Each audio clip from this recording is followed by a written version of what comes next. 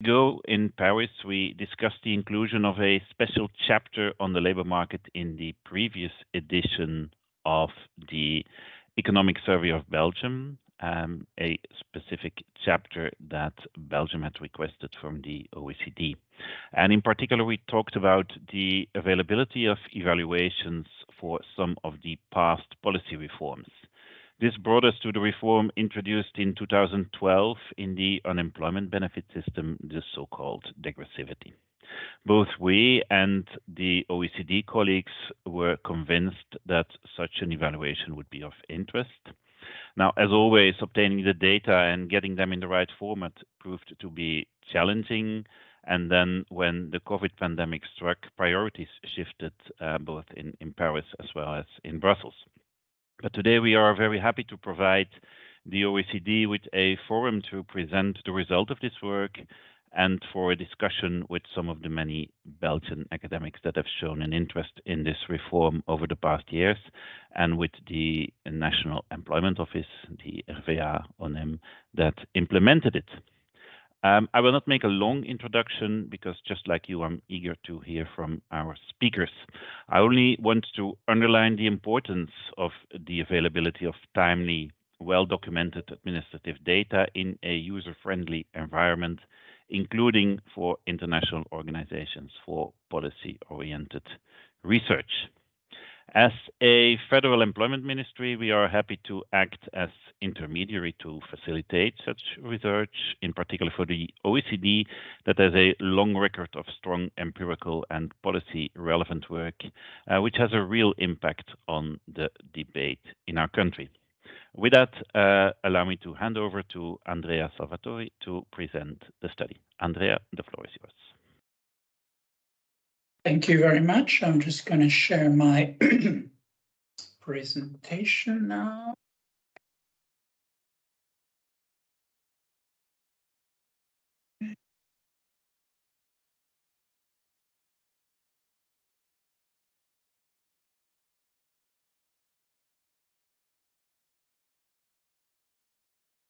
Okay, so you see the presentation now, correct?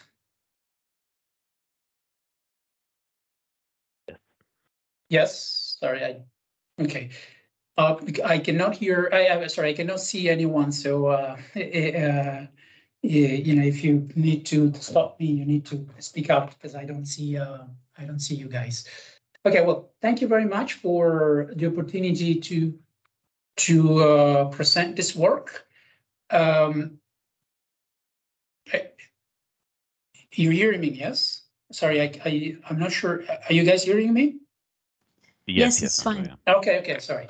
Okay, again, thank you very much for the opportunity to present this work. I don't think I need to provide much more background. Tom explain the kind of the history of this project. I will just add that this is part of the activities that we do at OECD as part of the job strategy work stream, which are meant to support countries that are considering the implementation of reforms or actually implementing reforms, and we provide support to countries throughout the reform process, and of course specifically concerning the labor market.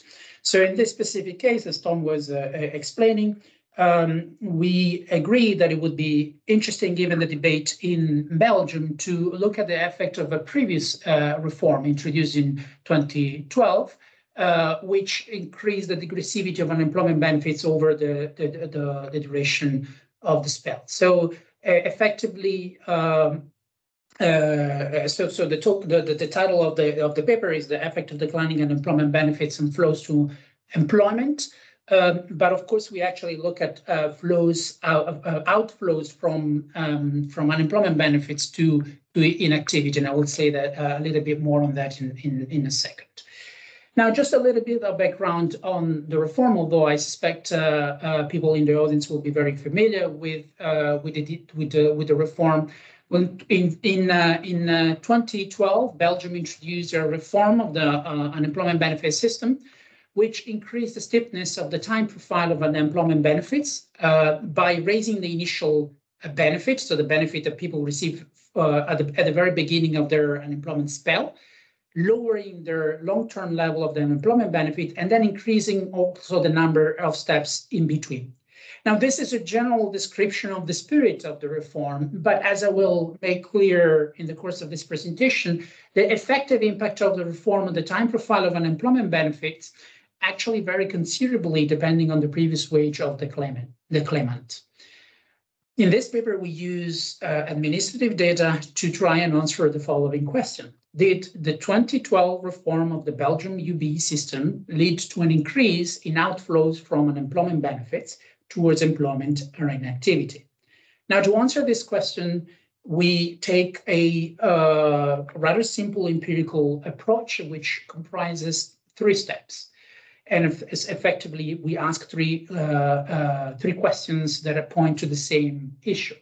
The first is whether there is any indication of an increase in flows to employment or inactivity when we look at the aggregate results. Now, this is arguably the part which is of interest to policymakers, because presumably if you do a reform of the unemployment benefit system, which is intended to stimulate flows to employment, you want to see a result in the aggregate. However, then we move to a second step where we take into account the fact that the reform had very different implications depending on the wage level of people, the previous wage of people who are claiming unemployment benefits. And there we look at whether there is any indication of an increase in flows to employment when we focus on the groups that were most affected by the reform. And finally, we take this we extend this approach in a natural way for an economist at least, and that is by looking at whether there is any indication of an increasing in flows to employment when we compare changes in outcomes for groups that are more affected by the reform versus groups that are less affected. And I will explain this a little bit in more details later on. But just to give you a quick preview, essentially, whatever we do in the data, really, we find no indication of an increased flows to employment or inactivity from the reform that we are focusing on. So before looking at the results, let me just give a bit more details about the reform itself. And we can start by focusing on the right-hand side here. What you're looking at here is the simulation of the time profile of the unemployment benefit before the reform. This is the solid line here, and after the reform, for a claimant with 3 years working history in a couple with dependents, and a wage of 2,400 euros. All of these variables are relevant to actually simulate the time profile of the unemployment benefits. And this is actually one of the complications that I will discuss in a second. But if you look at this picture, you can see, so on the horizontal axis, you have the number of months since the start of the claim, and the vertical axis, you have the gross replacement rate. So when the line goes down, this means the unemployment benefit is going down. What I was going to say is that if you look at this picture, you can see translated in a picture the statement that I made in the first slide, where I said that the reform increased the steepness of the unemployment benefit by increasing the initial level, introducing a new step at month 3, and then decreasing the long-term level, which in the before the reform was actually dependent on the wage of the claimant. After the reform becomes independent of the wage of the claimant, so that it's generally lower than the before reform level, and then increases the number of steps between these 2 levels. So this is a fair description of the reform for fairly high levels of wages with reference to what the average wages of the claimants are. Now, the point that I would like to stress here is that actually when you start looking at lower levels of wages, the impact of the reform becomes quite different. You can see already here on the left-hand side that if you consider 2,200 euros as a gross wage before becoming unemployed, you already see that the starting point was different. So before the reform, this group of workers already had only 1 step. The reform, however, introduced 2 steps. Now, this is because the system, besides the variable that I already mentioned, the system also features ceilings and floors, so maximum level of benefits and minimum level of benefits that people can receive, and this interact with the other rules, determining the actual evolution over time of unemployment benefits. So, and the lower the wage is, the more important the role of these ceilings and floors becomes. So here you can see the simulation for lower levels of wages. And you can see, for example, that in this case, when you go to 1,100 euros, before the reform, the time profile of the unemployment benefit was always flat. So this person was always receiving the minimum benefit that is allowed in the system. And what happened with the reform is that they are still receiving the minimum benefit throughout, but because the reform actually increased the benefit at the beginning, they have at the beginning of the spell for the first 3 months, they have this initial step, which they didn't have before. So they went from a flat profile to a profile with 1 step. But then there are also wage levels for which actually nothing changed. They actually had a flat benefit before the reform, and they continue to have a flat benefit after the reform.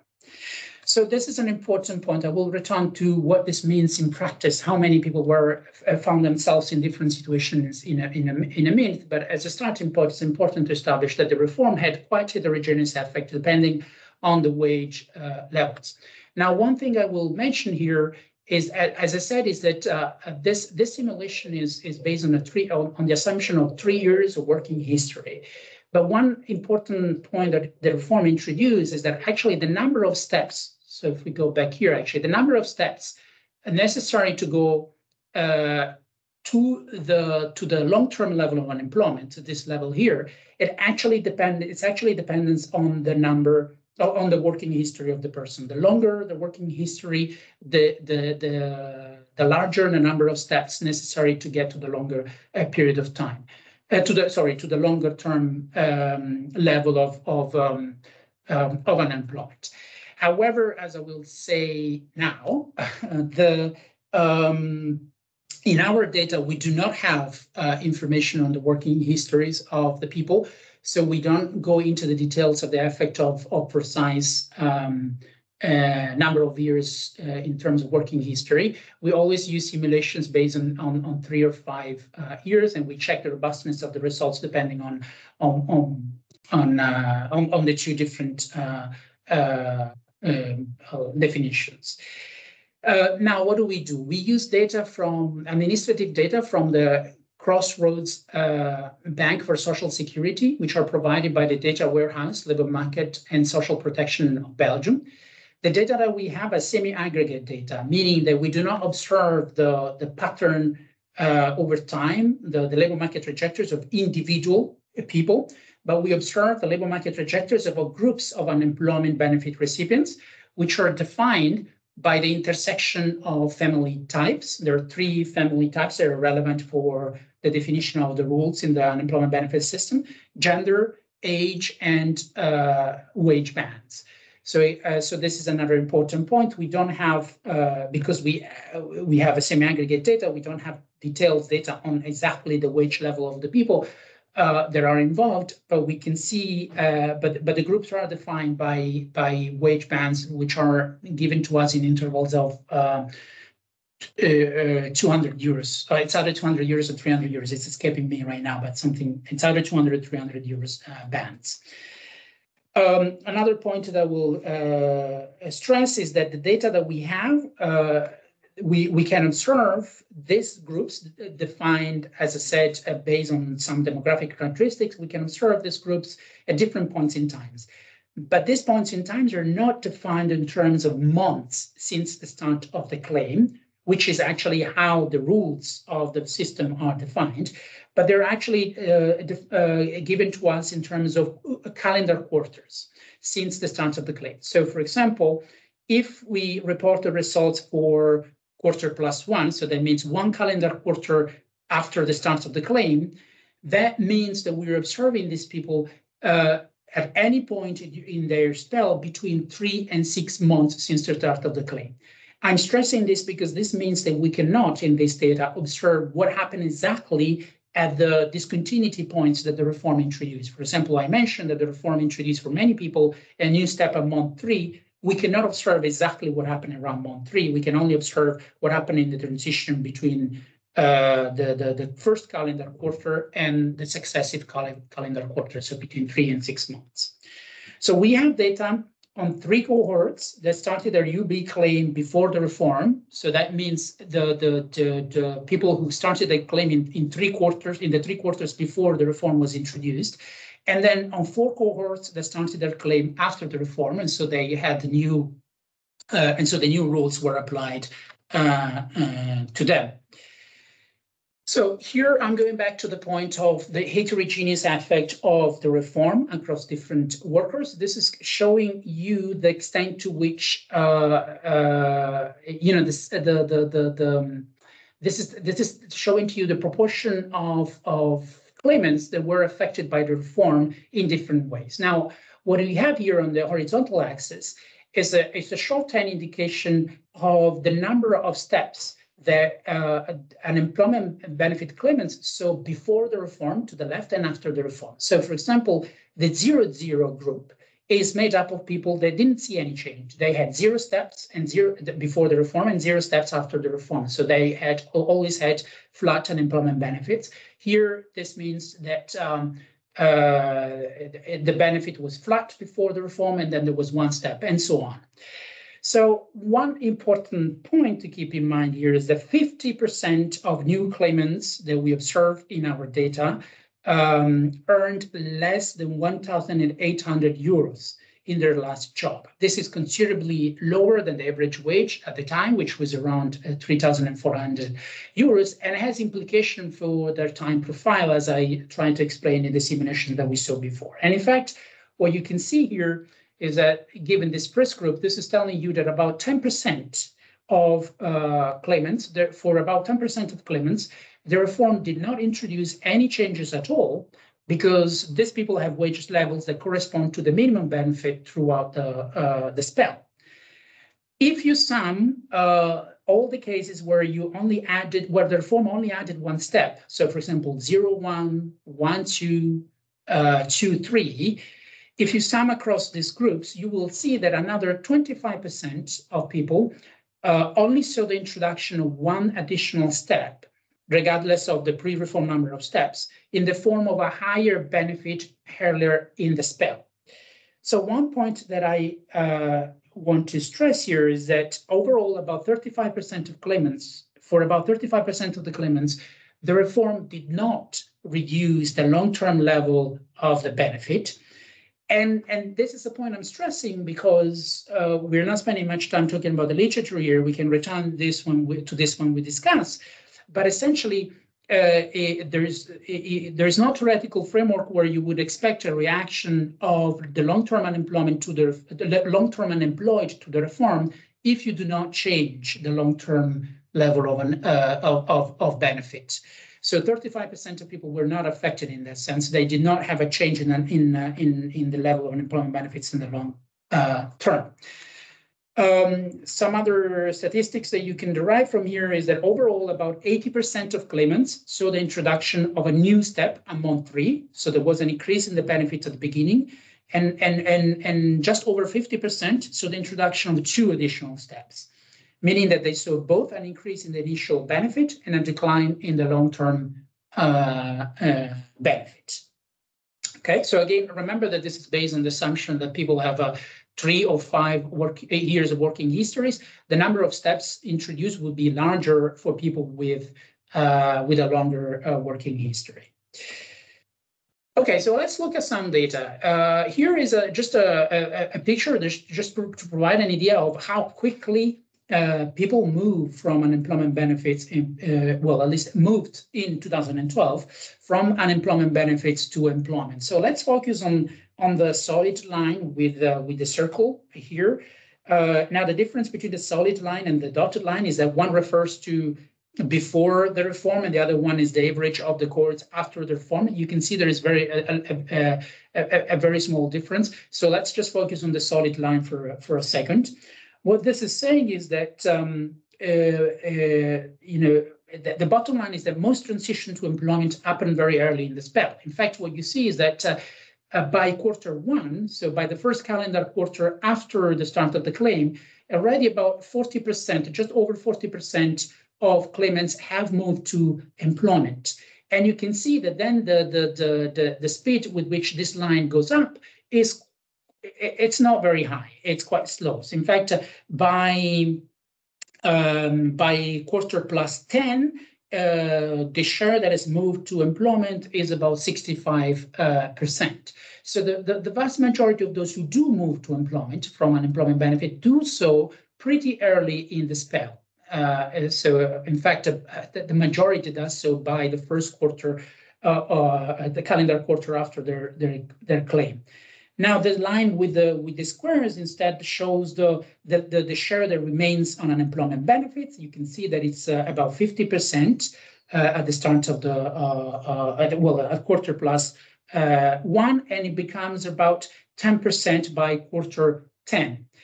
Now, people can leave unemployment benefits for other reasons. They cannot. They don't have just to move to employment, of course. And so this is captured by this third line, which shows the proportion of people that move to inactivity or other benefits where there are not job search requirements. You can see that in the first quarter, this is about 10%, and then it grows up to about 25% by the end of our observation period, which is a Q+. Which is after 10 quarters. Okay, so that gives you an idea of the speed with which people move away from unemployment benefits, if they move at all. But also it gives you a first indication that not much changed before and after the reform. In fact, actually, perhaps this is a little bit disappointing, because what you see is that after the reform, the proportion of workers moving to employment decreased slightly. Now, we're, of course, not imputing this to the reform per se, as this is likely imputable to a deterioration of the labor market conditions that coincided with introduction of the reform, and some of the empirical and some of the things that we do later in the analysis are also meant to address this issue of trying to control for things that happen at the same time as the reform. Okay, so let's look at the first results. As I said, the first thing that we do is we look at whether we have any indication of an effect in the aggregate results. Now, to do this, we consider two measures. Right here on the left-hand side, we look at what we call hazards to employment. So this is the share of a cohort of claimants still on you being Q-1, which moves to employment by Q. Or you can also, maybe a more intuitive way of thinking of this is the probability that you move to employment by Q, provided that you were still on unemployment benefit in the previous quarter. So this is shown here in this graph for two different transitions. The solid line looks at the transition between the initial quarter of the claim, Q0 and Q+1. Here is the solid line. And this looks at the transition between Q+4 and Q+7. So each point corresponds to a different cohort. So for example, the first point here is telling you that for the cohort that started unemployment benefits in 2011 Q4, about, I would say 42% of them, roughly 42% of them had a probability of moving to employment by Q1. Roughly 42% of them moved to employment between Q0 to Q+1. And this gives you the same number for the other cohorts. Now, the point of the exercise here is to compare how this number changes before and after the reform. If the reform had a very clear and arguably strong effect on and motivated people to move into employment earlier on in the spell, then you would expect this line to actually go up after the vertical bar. That would show to you that the proportion of people moving into employment early on in the spell actually increased after the reform. But as you can see, this is not the case. You, in fact, see this slightly negative trend, which is related to what I said concerning the previous slide. So there was a general deterioration of the labor market conditions. So we wouldn't impute this to the reform per se. And it's possible that that is actually confounding the effects of the reform, that we cannot see it. But certainly, if you look at the aggregate here, you have no indication for either transition that things improved noticeably after the reform was introduced.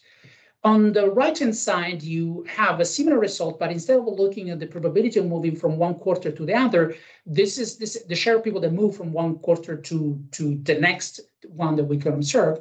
You see here the cumulative share of people that move to employment. So this is the total share of people. So in the dotted line is the total share of a cohort that has moved to employment by quarter plus 10. And you can see, so for the cohorts before the reform, this was somewhere between 65% and 70%. And actually the number remained similar except for a dip for this cohort after the reform. So again, we don't see an obvious indication here that things improved in terms of the probability of people moving to employment. I should say we do this exercise for inactivity as well, and similarly, we find no indication of an increase in flows to inactivity after the introduction of the reform. Now, one could argue that the reason why we don't see a clear effect of the reform here is precisely because the impact of the reform on different groups was quite heterogeneous, as I stressed in the first part of the presentation. So the next step is actually to zoom in on the different groups that were affected by the reform in different ways to see whether we have an indication of an increase in flows to employment once we focus on the groups that were more affected by the reform. So here we're looking at the same outcomes that we saw in the previous slide. So this is the hazard to employment. We're considering here the single people are they're single, and this is the transition between quarter 0 and quarter plus 1. And now you have two lines because they refer to the different groups. So this is the solid line refers to people who did not see a change in the time profile of their unemployment benefit. So the benefit was flat before and after the reform. And the other dashed line actually looks at the outcome for the group that went from a flat benefit to a benefit with one step at the beginning of the spell. And again, this is for the hazards, and this is the cumulative share that moved into employment. So again, here, what you see is that there's not clear indication that things went relatively better for the dashed line relative to the solid line. So there's not an indication that actually transition to employment increased more for those that actually saw a new step introduced by the reform. And in fact, actually, when you look at the bottom here, where we look at people in couple with dependents, the result actually, prima facie, would suggest that things were slightly better for the group with after the reform. Things were slightly better for the group that didn't have their wage, their unemployment benefit profile change. So the group that had a flat benefit both before and after the reform. But one point to observe here is actually that would be a valid inference if we could say that before the reform, these groups actually had similar patterns. But this figure is not really supportive of that assumption. It doesn't really point to the fact that the different groups of workers were experiencing similar trends in their outcomes before the reform. And this is slightly not slightly, it's problematic to make inference on the effect of the reform, because ideally you would want to have a situation where you can use one group as a comparison group for for to use the group that was not affected by the reform as a comparison group for the group that was more affected by the reform. And in fact, that is the spirit of our last step in the empirical analysis, this difference in difference approach, where essentially what you do is you compare the change in outcome for a group that is affected by the reform with the change in outcome for a group that is not affected by the reform. The assumption being that the behavior of the group not affected by the reform provides a good counterfactual for what would have happened to the group affected by the reform in the absence of the reform itself. Now, this part of the analysis is conducted in a regression framework, which allows us to control for time invariant differences between the different groups. Remember that our groups are defined in terms of their demographic characteristics. So in this exercise, we can pull all the groups together. We can account for the fact that these groups are made up of different people, young, women, at different wage levels, etc. We control for all that, for these constant differences, and we control for common time trends, which might help us to remove the effect of the variation of the business cycle that may have affected all groups more or less in the same way. And when we control for all this, we get an estimate of the impact of the reform, which we report on this graph. Now, this is slightly different from what you've seen so far, because now I'm presenting the results for all the transitions that we can look at. Okay, these results are from different regressions, done for each transition individually. And what you can see in the blue bars is the point estimate from the regression. So that is, if you like, the effect of the reform. However, I'm also reporting these bars around these estimates, which are the confidence intervals, the 95% of confidence intervals. So one important point here is that anytime the confidence intervals includes the horizontal axis, that means that those estimates are not statistically significant. They are not statistically different from zero, to put it simply. So really the bottom line here, when you look across the results for the different transitions, is that most of our, all of our estimates actually are statistically insignificant. They're also generally quite small, and definitely there is no overall indication that the effect of a positive effect of the reform, which is what you would expect here, where we are comparing the outcome for the groups that saw the introduction of one or two steps versus the group that actually had that didn't see any change in the time profile of the unemployment benefit.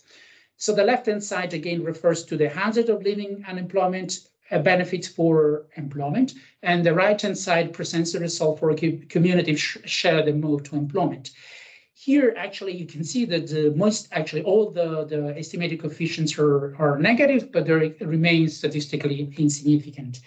Now, I'm only presented a subset of the results. We did this analysis by gender, we did it by age, by family types, and the lack of an indication of an effect is actually a pretty consistent results that we have throughout our analysis. So that allows me to come to the conclusions. Overall, I think it's fair to say that we have no indication of an increase in flows from unemployment benefits to employment or inactivity, I should say, after the 2012 reform. There are limitations to the analysis that some of which I have pointed out, some of which I haven't spent much time on, but there are clearly limitations. But nevertheless, and also I've actually very clearly stated that the reform was limited in scope in terms of how significant the changes were for a significant proportion of claimants. But I also do note that our results of a lack of an effect on employment, on flows to employment, are quite consistent with results from recent academic literature that casts doubts on the optimality of declining unemployment benefit more broadly. Now, I don't have the time to discuss the details. Maybe we can do that in the discussion later on. But the main point that is coming out of this literature is that the long-term unemployment respond less to financial incentives. Said in other words, the reason why people remain unemployed for long term is not that they don't have enough incentive to find a job, but they face other types of barriers to employment. At the same time, while they respond weakly to financial incentives, the value of the insurance provided by the unemployment benefits actually increases over time, because as time passes during unemployment, people deplete their savings, and so actually the insurance value of the income received through unemployment benefit increases. So these considerations actually tend to lead to the conclusion that the degressivity of unemployment benefits over the spell is not necessarily optimal. So while there's certainly not ground in this research or recent literature, I would argue, to recommend a further increase in degressivity of the unemployment benefit system, it is quite clear that the current system is complex. And I think we can argue that a simplification of the system would help in terms of enhancing its readability for workers, and would also likely facilitate its administration and definitely facilitate its evaluation, which is a very important point if we want to make sure that we implement policies that are effective, and so that we are able to assess their impact and their impact on the outcomes of interests.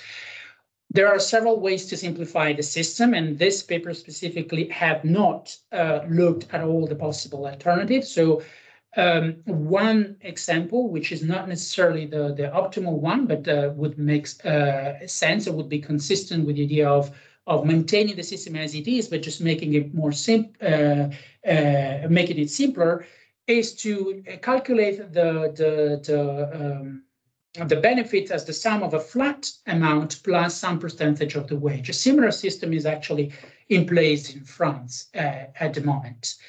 Now, this system could actually be parameterized to mimic pretty much the system as it is now, so maintaining the same level of degressivity and more or less the same number of steps, but could also be used to actually reduce the number of steps between, even maintaining the same starting level of unemployment benefits and the same long-term level of unemployment benefits. This system could be used to reduce the number of steps in between, having fewer but larger steps. Now, there is some evidence in the literature that this kind of, in the context of a declining unemployment benefit system, this system with fewer but larger steps elicit more behavioral responses by unemployment, by the recipients, and an increase in job search, and therefore flows towards employment, of course. But there is a fundamental issue that I think I've stressed throughout the presentation here, which is there are a considerable number of people that are on unemployment benefits, at least in 2012, in the data that we can see, have wages are quite low compared to the average, which means that their benefits already have a limited degree of degressivity. And for those, if we want to keep the same level of unemployment, if we don't want to lower the unemployment benefits in the longer term, there is really little scope for even changing the size of the steps, as I suggested at the previous point. So for those people, which are a significant share of those unemployment benefits, the solution to the issue of long duration of unemployment is unlikely to be found in the further refinement of the rules concerning the evolution of the unemployment benefit over time, but it's more likely to reside in complementary activation policies that could help long-term unemployed overcome the barrier to employment that they face. That are often not of a financial. They're often not exclusively of a financial nature. And with that, I think I can finish and leave the floor to the discussants. Thank you, Andrea. That was very clear. Thank you so much. I won't waste any time and pass the floor immediately to our discussants, who I first of all want to thank very much for joining us. Could I please ask you to be as brief as possible and limit yourself to 5 minutes so that we still have time for discussion with the other participants afterwards. Our first discussant is Professor Stijn Baert from the University of Ghent. Okay, I hope you can see my little presentation. Yes. Yeah, okay, so I will be very briefly. So I really appreciate this work. I think it's impressive. It's state of the art. It's the most relevant study ever on this reform, and it's really convincing about results that this reform was not effective in a sense of increasing employment. So I really liked reading it. I also like that the authors were very open about limitations, and in particular with respect to the external validity of the study. It says something about previous reform and a certain institutional context and framework. In a framework that was complex already, that was not simplified in the context of this reform. And also in a situation in which declining of the benefits was introduced quite late in my opinion, and for many unemployed, as shown in the presentation, it becomes never substantial. So I'm very happy that the author is also open about these limitations. And then another point of discussion, let's say. In the article, there is quite some attention, and also in the presentation, for the insurance value of the pattern of declining. I think this is indeed important, relevant. But what is also important is the justice value, the quid pro quo. Also related to the societal support of the system. And this is, of course, somewhat in favor of the system of declining benefits. So this overall, with respect to my appreciation for the study. And then, of course, it's relevant to compare it with earlier research. And at first sight, you could think, well, there is some contradiction, since earlier research also indicated that more generous benefits are associated with lower search intensity and higher unemployment. But on the other hand, I must say I was not surprised that here you do not find this pattern, that incentives in this direction do not seem to work. And I think other colleagues will also be not that surprised, because the situation here was a situation of incentives that were not very substantial, that were, due to the complex system, not very clear, and that these incentives were introduced not very quickly during the unemployment spell. So in this sense, we have some recent contributions that also say that these are important points, that incentives should be substantial, should be clear, and should be early in the spell. And then maybe the most important slide and reflection is, of course, about policy. And if I see the last I think it was the last slide with the policy reflections from the OECD, I must say I'm completely agree, or to a large extent agree with these reflections and this advice. So we need a simpler set of rules if we keep the declining profile. I think there are arguments that they should be fewer but larger, so that they go in the direction of substantial and clear incentives. Then there is, of course, the side note that for those with low wages, yeah, there is a problem. The band width is too small. But there, I believe that what was also on the slides that the OECD, that introducing a flat amount plus a variable component related to the wage, that this could also a solution in this perspective. And also our former Minister of Work, Chris Peters, in 2009, declining benefits. He also managed this fixed base as an option. And then a last point, in addition to these reflections from the OECD, I think that it's important that the declining profile is not only simple, and that steps are not only few and large, but also that they should start early in the spell. Voila. This was my reaction.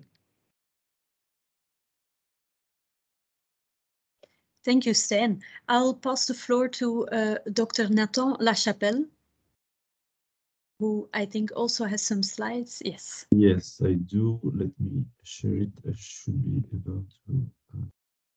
You should be able to see everything. Yes. Okay, I will move then. So obviously we share the concern on the evaluation of public policies. In fact, we believe that in Belgium there is no tradition of policy evaluation, and I will also briefly mention what we mean by evaluation from the Belgian authorities. It mostly relies on autonomous researchers such as the university. So what we mean by evaluating is not just comparing before and after, is, as I think was mentioned during the presentation, is finding a counterfactual, is asking the question, what would have happened in the absence of the reform, to be able to evaluate the effects of the reform. And why is it important? Well, public policies, they use public finances, and it's important that we allocate the money to the right places.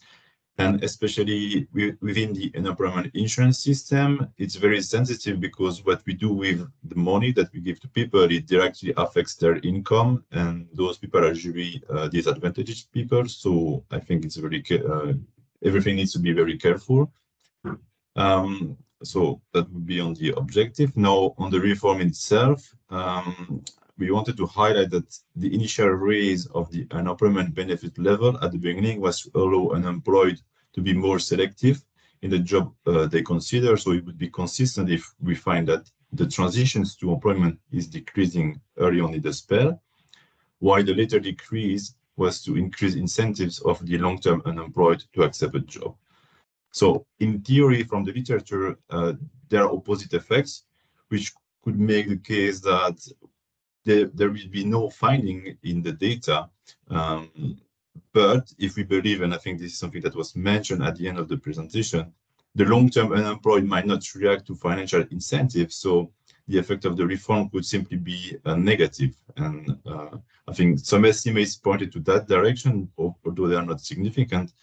But there is another point that we wanted to highlight, is maybe there is no effect on transitions, but there are other indicators that should be looked at, such as job quality. For example, if the jobs are becoming more stable, that still could be something interesting to look at, and I think it has not been done yet. And lastly, on the methodology and the results, well, we believe that the outcome variable defined as hazard rate are not ideal. What happens is, if there is dynamic sorting and the intensity of this effect is different among groups, we could observe previous effects, and so we are not capturing the true effects of the reform. That's why we were preferring the other type of outcome variable that were presented.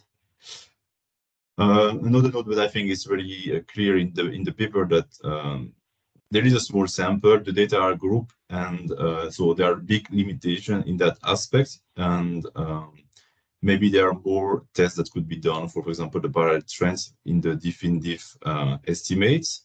But overall, we are not surprised by the absence of effect. I think Steinbach also mentioned that the reform is small in terms of incentives. So we are not surprised by the absence of the effects.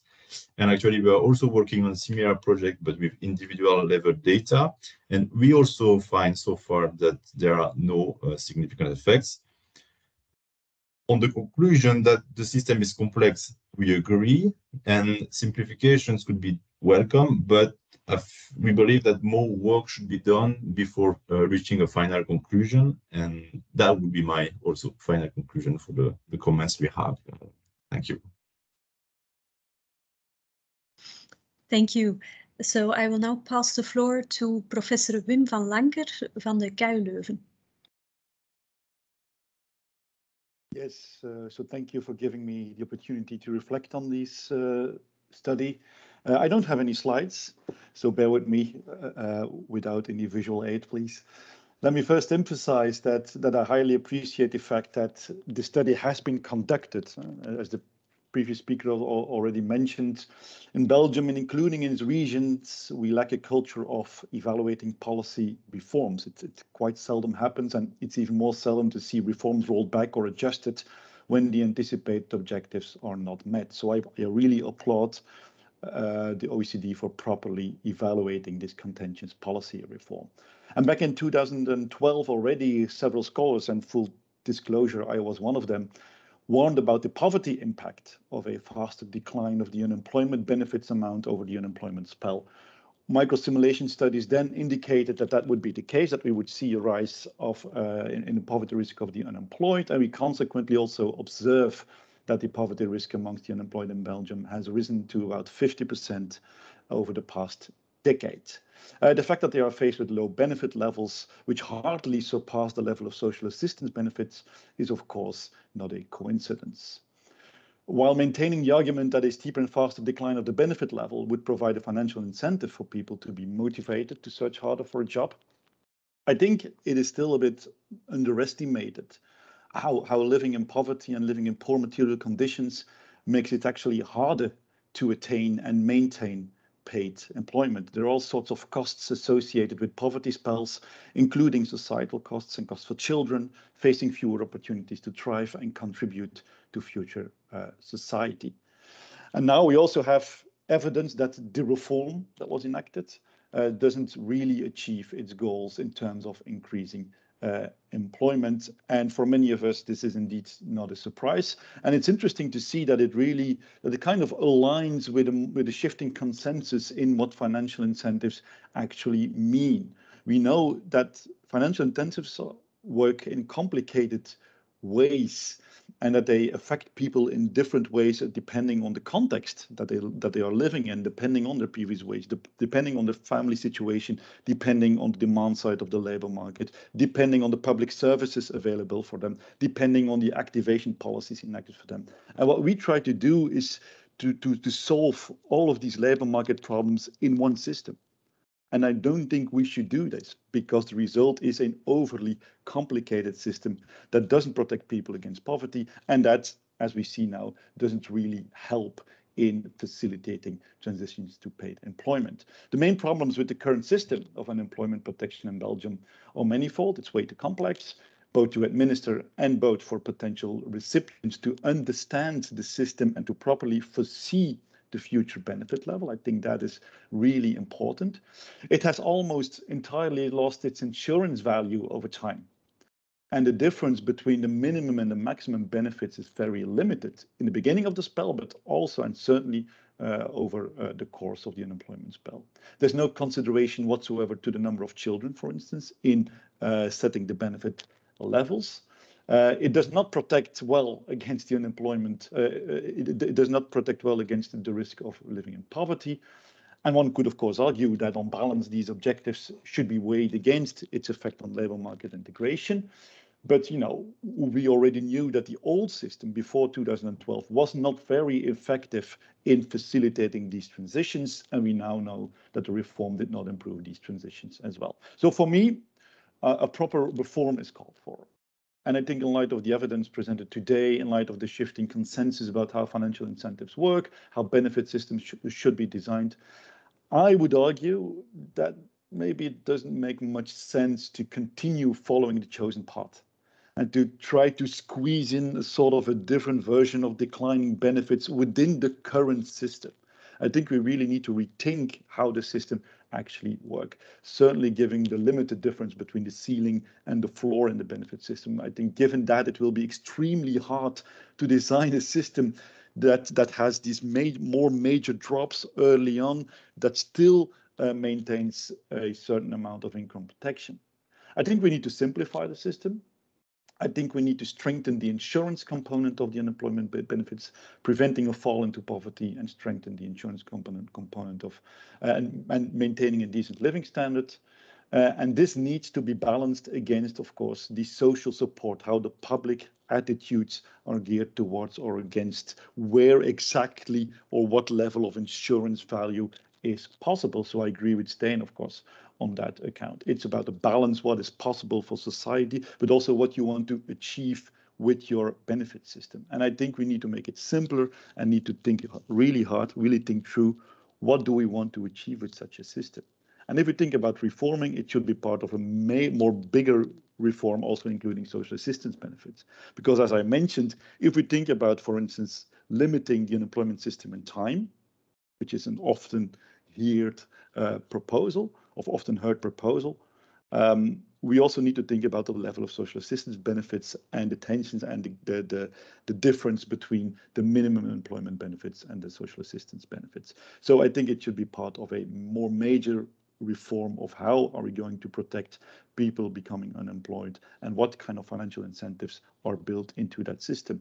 And maybe to close, the major problem in Belgium might not lie in the unemployment system in itself, but in the way activation policies are enacted and at the level of the regions. So that should be part of a major reform as well.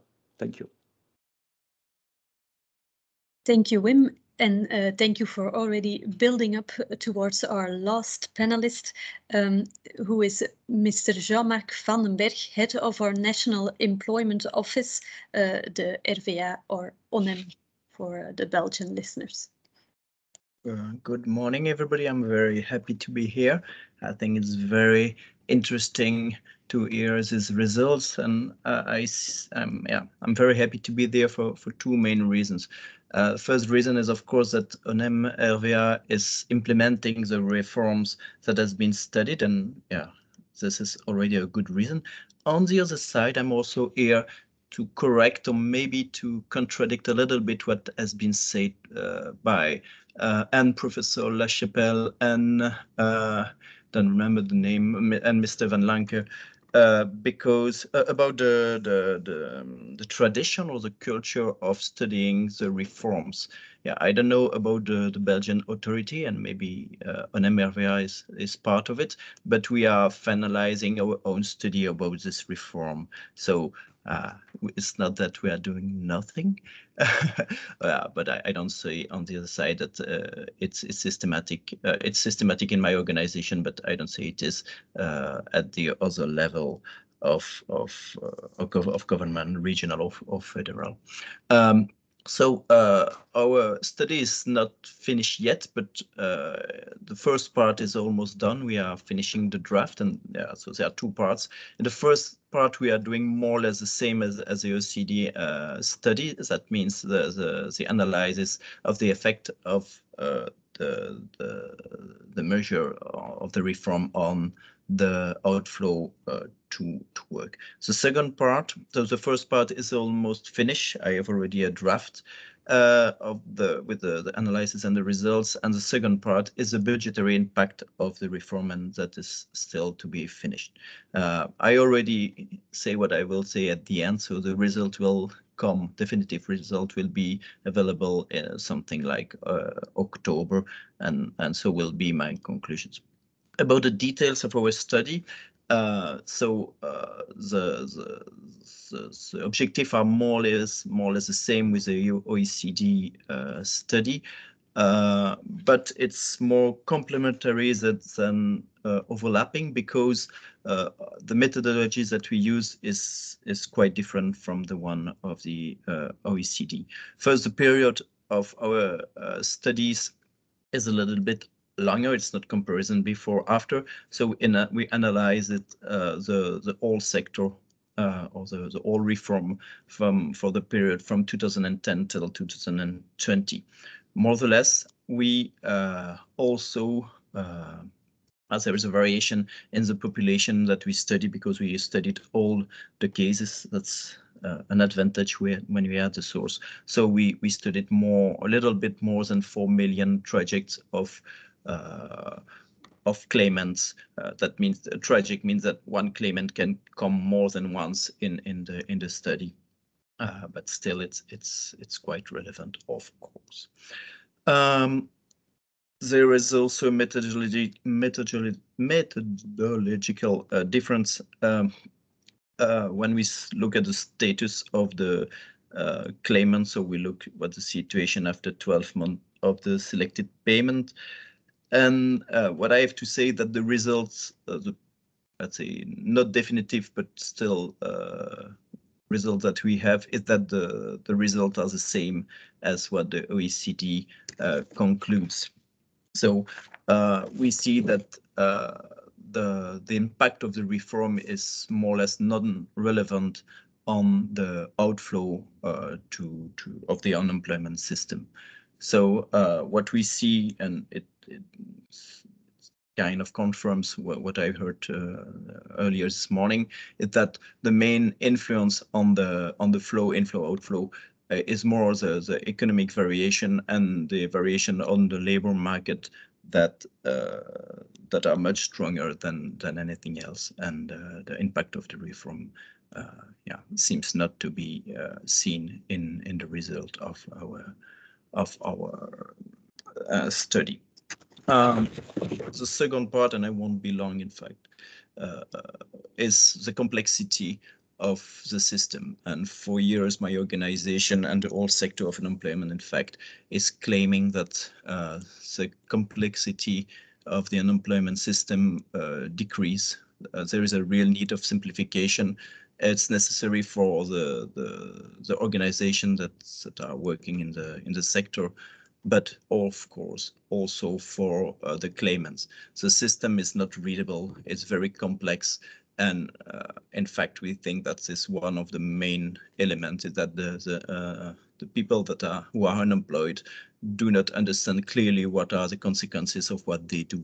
Of course, this influences a little bit the system, but it's not clear enough, and it's something we definitively should simplify. And I think I heard these words in the mouth of everybody today. Another point is that the impact of the reform is in fact relatively limited on the claimants. For example, in 2019, in fact, only 57.2% of the claimants experienced a real decline in their benefits, which let's see that the impact on the population is quite limited and doesn't reach all the people. So that will be my final word. The need for simplification is drastic, I think, and this is another example of what should not be done in this reform. Yep, thank you. That's it for my part. Thank you. So I will now pass the floor to the other participants to this webinar. You can raise questions in the chat if you prefer written questions, or you can raise your hand and then we will give you the floor.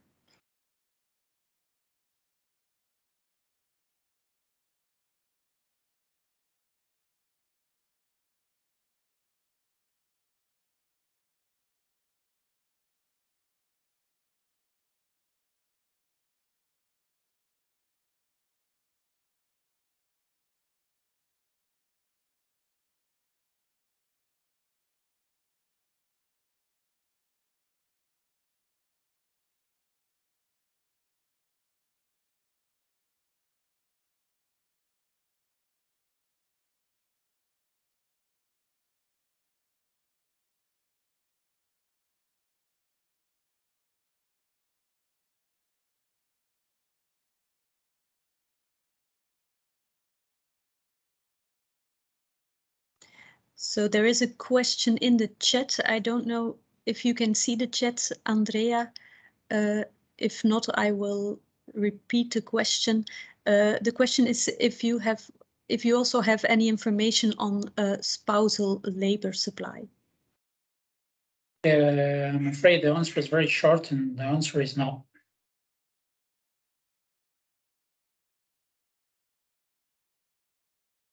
And has anyone else of the speakers of the discussions ever tried this? Because this could indeed be interesting and relevant, but complicated.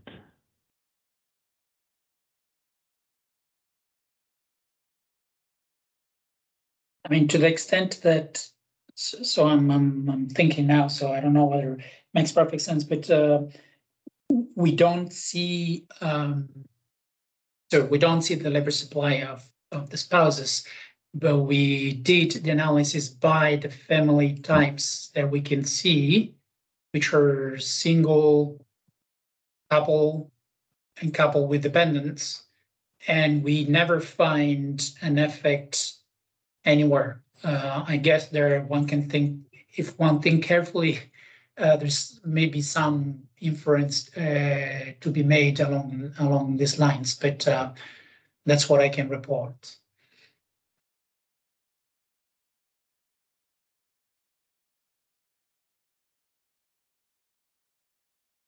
Wim, go ahead. Yeah, maybe just to add, a spousal effect, I think, is something that you would expect in a purely individualized system, where each individual in the family receives a certain amount. But here, for instance, in Belgium, the amounts are actually tailored to the family situation. So you get lower amounts if you are in a specific family type, or higher amounts depending on whether you have dependents. So I would not necessarily, theoretically speaking, expect a big spousal effect here.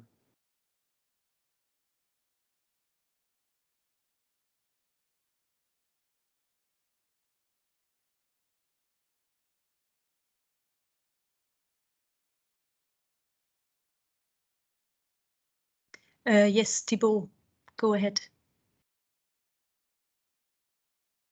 Yes. So to go a bit further on that, but because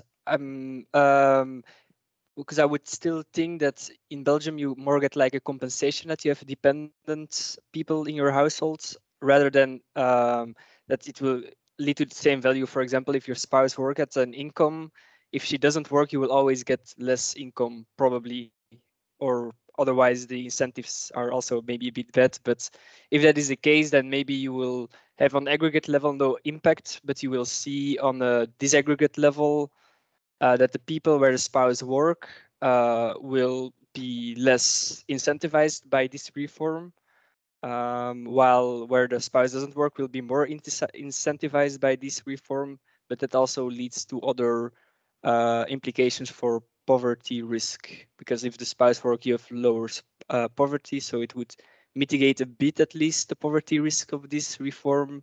But it was maybe just an interesting extension if there is information, but probably the effects won't be that considerable, I suppose. Thank you. There's a new question in the chat, but I'll read it out so that Andrea can also hear it. Could we say that the system provides little or no effect on employment and thus merely introduces more hardship and poverty on the claimants?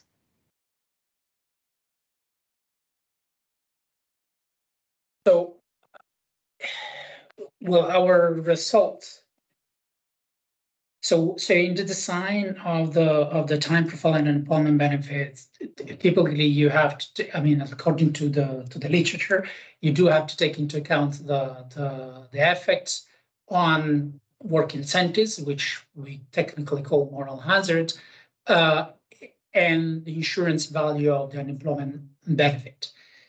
Now, it is true that for some, although not for the lowest, not for the workers with the lowest wages, but for some claimants, the reform did decrease the long-term unemployment benefits. And in that sense, you can expect that there was a decline in utility or well-being for these people over the long term, while our results suggest that there wasn't much of an effect in terms of flows to employment. And this would indeed suggest that this was not an optimal change in policy. That because the cost ignoring the cost to government, the cost to the people involved has likely exceeded the benefits in terms of funding more employment. I have to say, maybe I do sound very careful because I am trying to be very careful, because what I stress is that our analysis was partial. We were only looking at the impact of the reform on flows. We do not have data to assess the impact that the reform had on consumption patterns or general well-being levels of the people on these benefits. So it's also possible that there are other provisions in the Belgium welfare system that help people on lower income levels. So the evaluation, to come to a conclusion, a firm conclusion at this point, a broader set of evidence would be necessary. But if I'm not taking time away from other people, can I just take the opportunity to actually also make a point related to something that was said before? This is not covered in this paper specifically, but Tom mentioned in the beginning that this paper was actually born out of work that we did for the Economic Survey of Belgium 2 years ago, where we had a chapter where we also talked about unemployment benefits. And we did talk about the long-term level of unemployment benefit there, noticing that, as you might be aware, actually Belgium is the only country in the OECD where people can stay on unemployment benefits indefinitely. And what usually happens in other countries is that unemployment insurance ends at some point, and then people switch to social assistance. Now, this is not a functional equivalent, so it's not the same as being always on unemployment benefit, because the feature of that social assistance system is that it's means tested. And so it's adjusted to it's more closely adjusted to the needs of the people who receive the benefit, and the purpose switches from providing insurance with respect to your previous income to ensuring that you have a certain living of standards, and this is how social assistance is designed.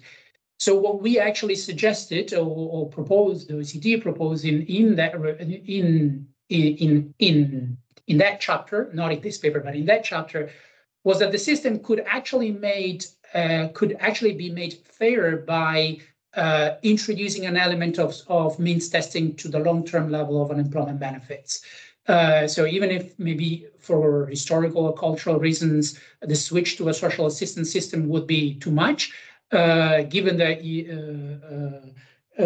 the system in place could be modified to take into account this, and this would address or at least make it more explicit that at some point the system becomes a way of ensuring that people have a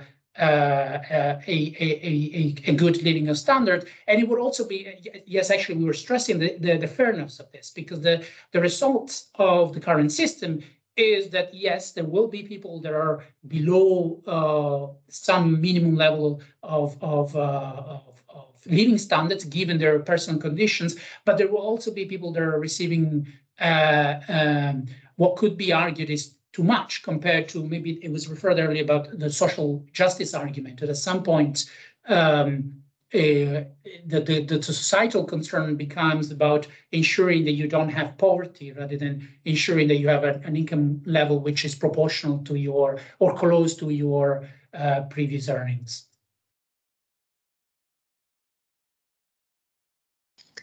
There is one more question in the chat, a question mainly for Monsieur Lachapelle. You talked about possible effects on labor quality. Do you see this mainly as quality in terms of consistency of work after leaving unemployment, or do you also consider other factors to come into play? Okay, so, well, there are various ways to think about labor quality. Sometimes in the literature, they talk about re-employment wages. So the wage you would receive after you get out of unemployment. So that would be also another definition of the quality of labor. So I don't know if the question is related to what we do in terms of research or what we could view as quality of jobs, but yes, there are many ways to define quality of jobs. You could also think in terms of type of contracts people have once they leave unemployment, and all these reforms could affect the various definition of labor quality.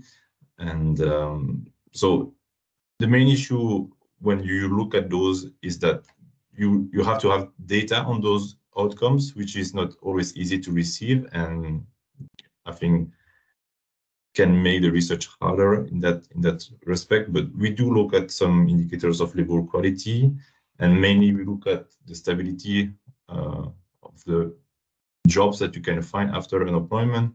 But we also look at, for example, the proportion of a quarter that you could spend in employment rather than just being employed or unemployed. I hope it answers the question. I'll give the floor for one final question to Professor Tejemip. Yes, hello everyone. So actually I wanted to react to what has been said just before the intervention of Nathan. So yes, so I mean we have this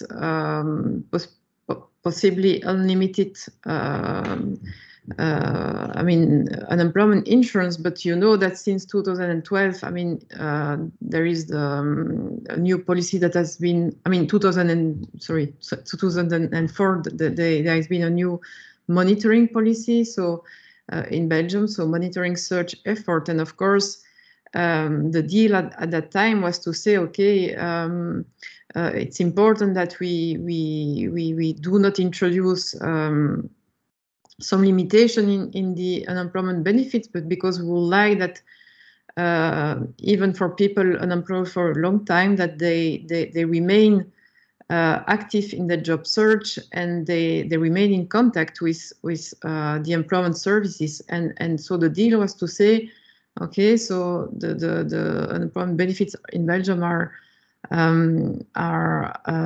given for a priori for a long period, but conditionally on proving that you are searching actively for a job.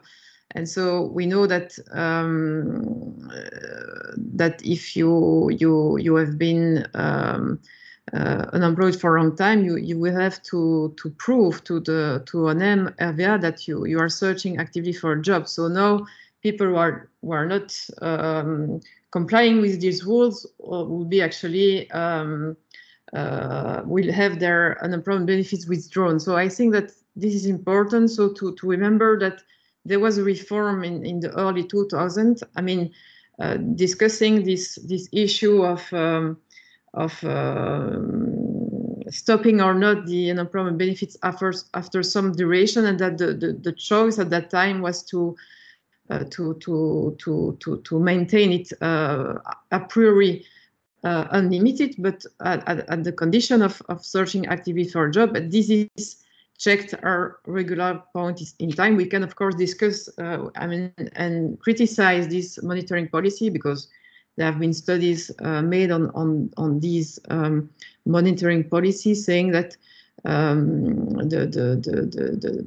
this monitoring occurs, I mean, too late in the unemployment spell, and that it would be better to have it earlier in the unemployment spell. So we can discuss this, of course, but this should be said, I think, in discussing the context. And concerning what we said about the evaluation, and the remark of so the director of ONEM, I mean, on this point, I think that I should say that what we wanted to mean is the fact that in Belgium, when there is a reform, and here we'll focus on reform affecting the labor market, the policymakers, I mean, do not plan. I mean, when implementing the reform, that this reform should be evaluated, or even they could say we do not apply reform before we have evaluated a kind of pilot reform to see whether the reform reaches its objective. And I think that this is very important because, I mean, here the ONEM had to put in place a reform which is very complex. It takes a lot of time for people to implement it, to understand it, and so it's many resources are devoted to that. And furthermore, when we see that there is no effect, we know that there will some people will lose, and perhaps that will have some financial consequences on these people, on their family, and so on. So I think that it's really the idea that when the policymakers at different level, either at the federal or the regional level, are implemented a policy, I think that the question of evaluation should be a very important question. I mean, that they should not be allowed to conduct a reform if the process of evaluation of this reform has not been settled somewhere. And when we talk about evaluation, it's really the impact evaluation. So looking at some trajectories of people across time, it's not an evaluation. Evaluation of impact is really to compare the situation of the people who are affected by the reform to the situation in which they would have been affected by the situation. It's quite complex doing this type of evaluation. And so I think that this type of evaluation should be handled by people who are expert in the field of evaluation, also guaranteeing that there is some independence in the research. Even if I agree that the stakeholders, so those implementing the reform and so on, should be included in this process of evaluation. But I think really that it's very good that ONEM conducts its own evaluation, and I'm very happy to discover their studies in October. But I think that this remark was more to say to policymakers, please devote time and money to evaluating what you are implementing. So that was actually the message of this claim. Thank you. So we're going a bit over time, I fear. I want to give the floor to Andrea to respond to everything that has been said, but I see that Professor Baert has to leave quite soon. So if it's okay with you, Andrea, I will first give him the opportunity to quickly give a final thought, very short, and then we can continue. Yes, of course. I do not have really something too substantial to add. I like the discussion that we had. I think there are a lot of convergences in the talks, especially with respect to simplification of the system. The only thing is, of course, if we broaden the discussion, as my colleague Jean-Marc did, we can, of course, also broaden it to the support within society for the system and so on. So I think there are a lot of elements that are important to take into account then, but I think that's with respect to the real evaluation of the effect of this declining profile with respect to employment chances. Yeah, the study was very clear, and the discussion had a lot of convergences. So thank you for the organization. I will now give the floor to Jean-Marc, because I see he also has to leave at 12 sharp. Yeah, sorry, but yeah, you know what it is with digital meetings. It's you spring from one to the other.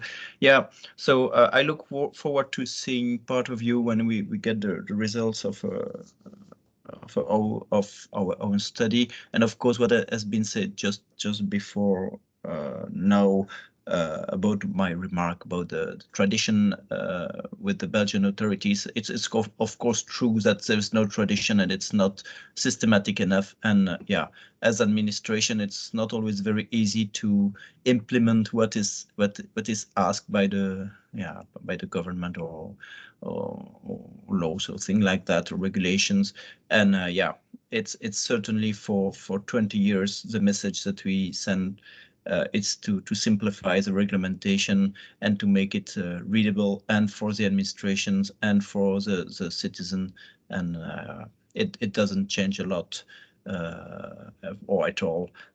And it's maybe it's a pity, but yeah, we have to live with it so far. So I hope it will change. Thanks a lot.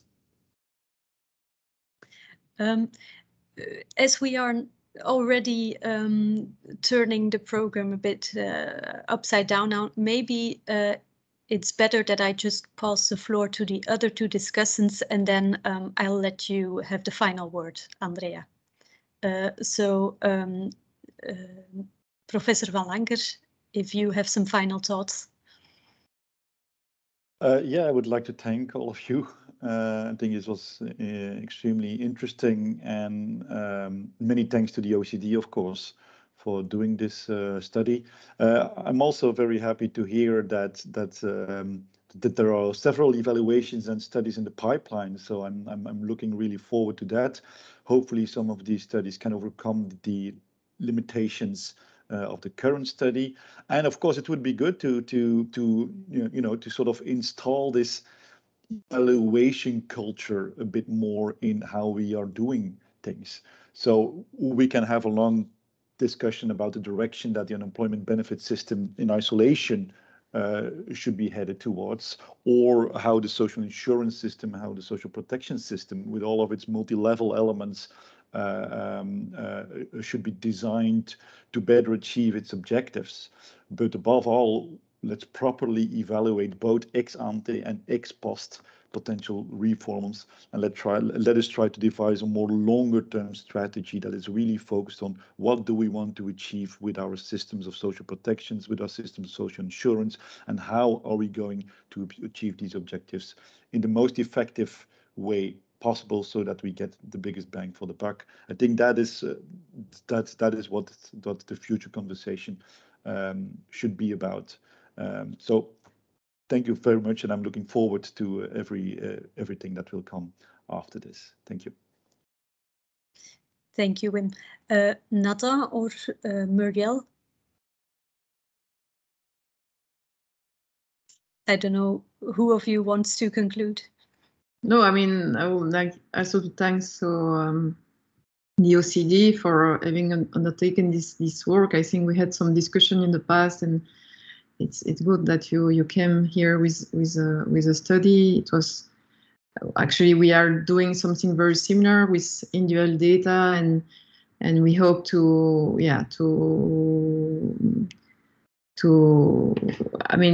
bring perhaps some different insights to this debate, since we have much richer information.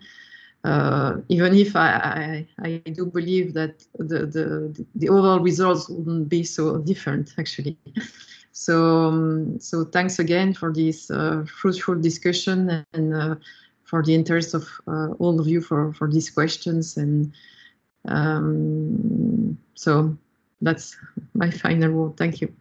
And thank you to Tom Bevers and the Ministry of Employment and Koen for the organization of this meeting. I think that it's nice to share, I mean, our view on this very important subject. So thank you very much. Thank you, Muriel. So Andrea, I see we haven't lost all of our participants, so I think there is still some time for you to react as well. I will be very short. In fact, I want to take the opportunity to build on, I'm sorry for the pronunciation of the, on Professor de Gemep point about the job search requirements for the long-term unemployed. She helped me clarify in my head what we actually recommended at the time, because I was going from memory. And in fact, when I spoke earlier, I made reference to maybe cultural, institutional reasons why you don't want to switch to social assistance.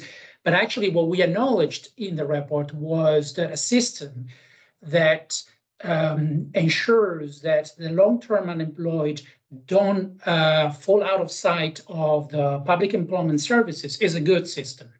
And that's why we were not, and that's why I was wrong here, we were not recommending switching to a pure social assistant system, but we were saying it's good to maintain the direct contact with the long-term unemployment to get them involved. Of course, that means tailoring the programs to them, etc. But we were not dealing with that part of the thing. Of course, you have to do tailored things for the long-term unemployed, but maintain that link.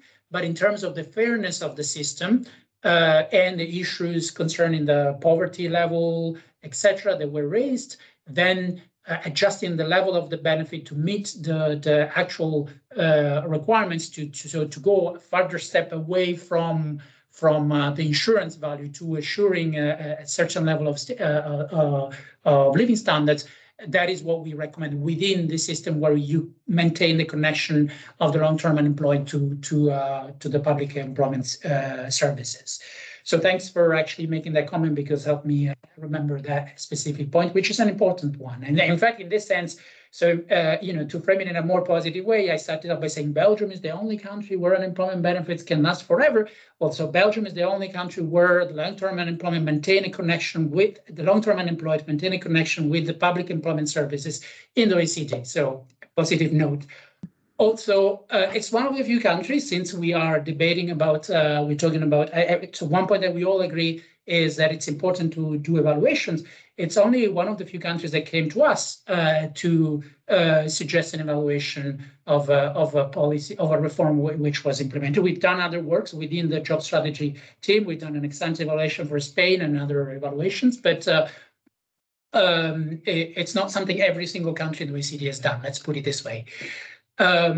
So thank you for the opportunity actually to be involved. Me and my colleague Alex Eisen, who's here also in the debate. It's very nice to hear that there are other studies coming up, and I hope that this is going to be a helpful input. I am particularly interested and look forward, of course, to the results produced by the agency, but also the study that was mentioned that was going to look at job quality. We actually had some indicators about the types of jobs that people find afterwards, but in the end, we decided not to go there because of the lack of any effect on flows.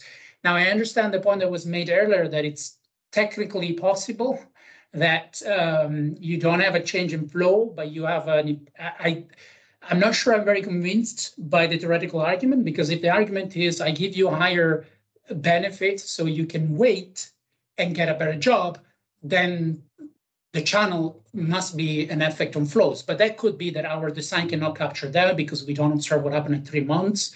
So I'm very looking forward to seeing what the results are there. So I think I will stop there.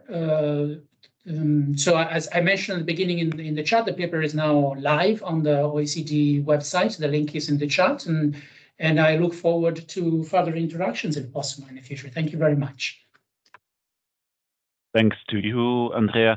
I'm not going to try to draw an overall conclusion, but let me, like others, note that there seems to be quite a broad consensus on the need to at least simplify the unemployment benefit system in Belgium, and also some convergence on the need to see it in a broader perspective together with social assistance, job search, monitoring, and activation.